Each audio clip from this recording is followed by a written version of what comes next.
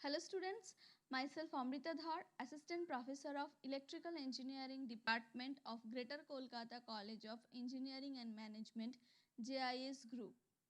I will teach you Power System 3. Today we will discuss about distributed and dispersed generation. This is my second lecture on the subject Power System 3. So let's start.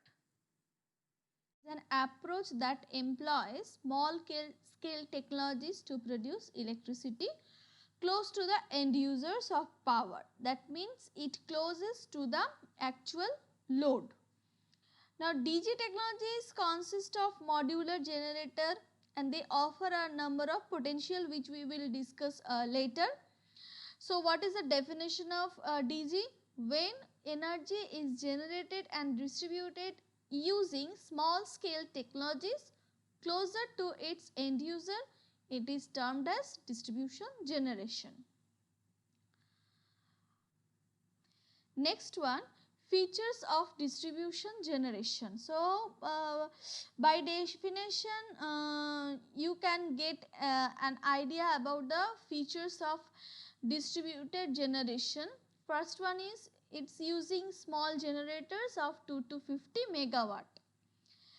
It is installed at various strategic points. These strategic points are close to the load.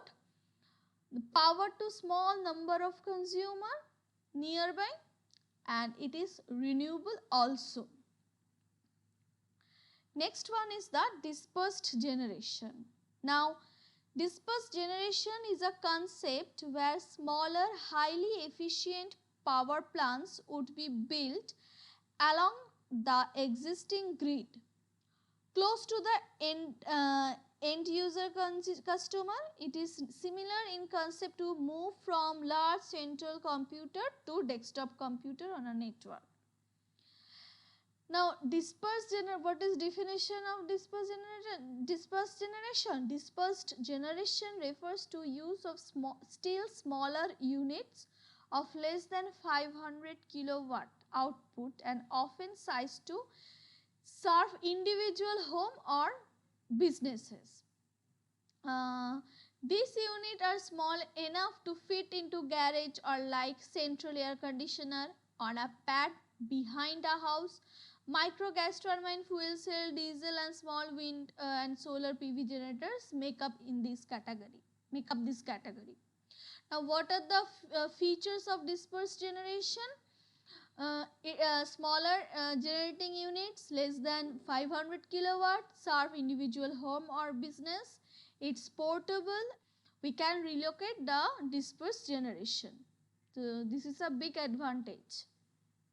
Now decentralized generation in India. Now distributed generation or decentralized generation is divided into non-renewable fuels and renewable fuels. Now non-renewable fuels is divided in diesel, natural gas, kerosene and natural gas. These are all direct combustion engines. Okay, and renewable energy renewable fuels are wind, solar, hydro generation, biomass generation. Okay, and wind energy drives wind turbine, solar energy based on principle of solar thermal. So we just summarize some technologies used in decentralized generation. First is reciprocating engines, micro turbines, followed by combustion gas turbine, fuel cell, photovoltaics, wind power, hydropower and waste to energy. Now at first a decentralized generation system is very flexible as it can based on renewable or non-renewable energy sources. The decentralized generation technologies include this, but there are lots of other energy sources which can be used. The first one is reciprocating engines. Reciprocating engines can be fueled either by diesel or natural gas with varying emission outputs. Almost all engines used for power generation are 4-stroke and operate in 4 cycle of intake, compression, combustion and exhaustion. Reciprocating engines are manufactured in various size ranges. Their typical uses is in providing continuous power supply or backup emergency power. Next one is microturbine. Microturbine are an emerging class of small scale distributed power generation in the size range of 30 to 400 kilowatt. Microturbines consist of a compressor, combustion turbine and a generator. The compressor and the turbine have radial flow design and resemble automotive engine turbochargers.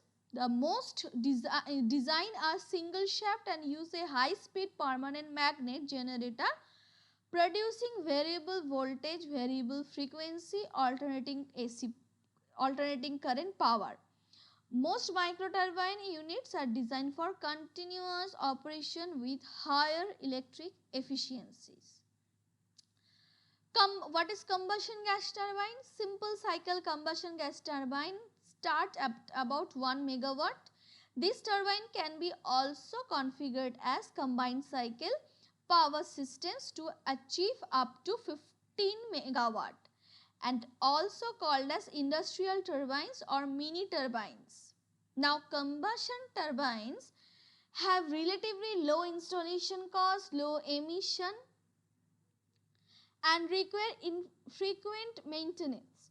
However, their low electric efficiency has limited turbines to primarily peaking unit and combined heat and power applications.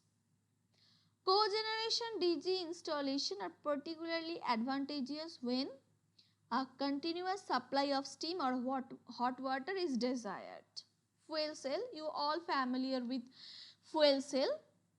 There are many types of fuel cell currently under development in the range of 5 to 1000 kilowatt size, including phosphoric acid, proton exchange membrane, molten carbonate, solid oxide, alkaline and direct methanol. Fuel cell have very low level of nitrogen oxides and carbon monoxide emission because the power conversion is an electrochemical process. Next one, photovoltaics. Photovoltaic system are most commonly known as solar panel. Photovoltaic solar panel are made of smaller cell connected together that convert light radiation into electricity. The PV cell produce direct DC electricity, direct current electricity, which must then be converted into AC by using inverter. Photovoltaic system produce no emission and are reliable and require minimal maintenance to operate. Next one is wind turbine.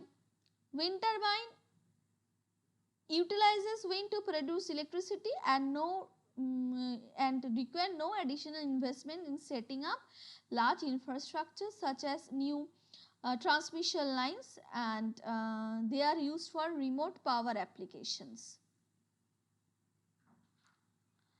Last one, not the last one, second last one is hydropower. Now hydroelectricity is the most widely used form of renewable energy and its potential has already been explored to a large extent or is compromised due to issues such as environmental impacts on fisheries and increased demand for recreational access. Okay. Now micro hydrokinetic generator neither require dams nor impoundments as they utilize the kinetic energy of water motion, either waves or flow.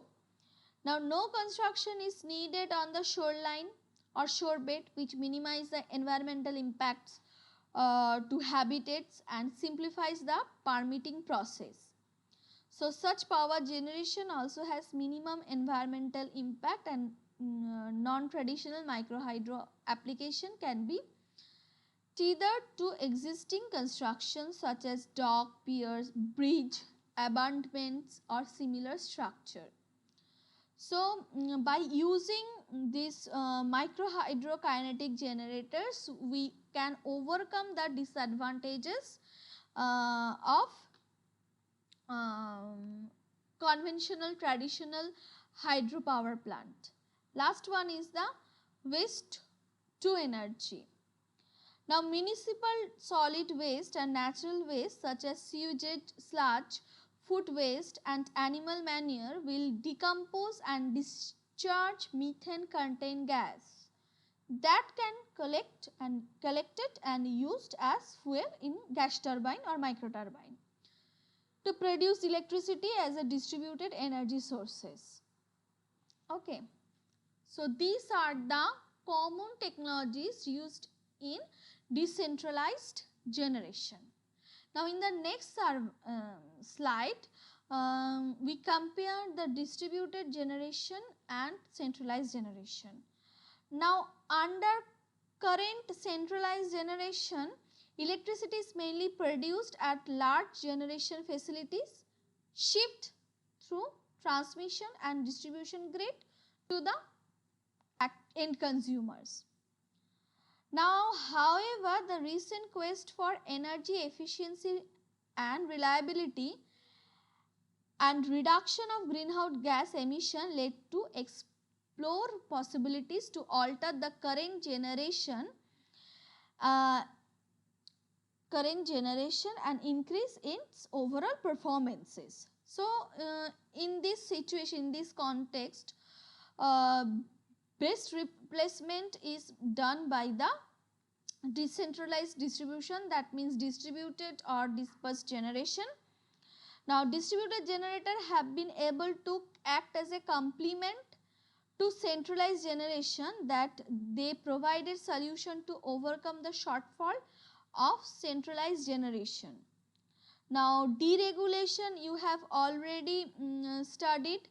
Deregulation theoretically enabled the distributed generators to enter the electricity market, though market price signals and fewer barrier to entry and environmental concern led regulators to promote efficient generation technologies such as cogeneration. And cogeneration can be considered as distributed as heat and steam cannot be easily shipped. So, distribution generation is a alternative model of our traditional generation. Okay, and the disadvantages of this centralized generation can overcome by using distributed generation. Next is the role of decentralized generation in smart grid. Now, decentralized generation are natural extension of smart grid at first. Their ability for on-site decentralized power generation helps in reducing peak load and hence better system management of the central grid. In future, both smart microgrid and smart decentralized generation will be able to sell their generation back to utilities from whom they buy the power, thus providing the additional revenue stream, and this will help the utilities to reduce the need for massive investment in building new high voltage transmission line to carry renewable power from far off plants to towns or cities. Now, locally based solar, wind, biomass generator, fuel cells and other decentralized generation system are much more convenient source of power, and thereby cutting down on the line losses associated with long range transmission. Okay. Ability to separate and isolate itself from utility seamless during a utility grid disturbance with little or no disruption. The microgrid can automatically resynchronize itself when the utility grid returns to normal functioning and reconnects it itself to the grid in an equal seamless fashion. And it also reduces carbon emission and thus supports the sustainable livelihood. Next, benefits of decentralized generation. Decentralized generation have number of benefit. Have at first no peak load shortage. Now distributed generation system can reduce the peak demand and offer an effective solution to the problem of high peak load shortage. Reduce high transmission and distribution losses. Obviously it can greatly reduce the losses because it's closest to the end consumer. Liking remote and inaccessible areas, yes, distribution generation can play a major role in providing power to rural areas, okay, where our conventional traditional generation cannot reach yet. Next, faster response to the new power demands. The microgrid system are small scaled and often require lower gestation periods. It enables faster and easy capacity additional when required. Improve supply reliability and power management. With independence from the utility grid system, distributed generation system offer easy maintenance of power, voltage and frequency. It offers the possibility of combining energy storage and management system with reduced congestion. Dispersed generation can be used as emergency backup, and dispersed generation is also relocatable. What are the disadvantages of decentralized generation?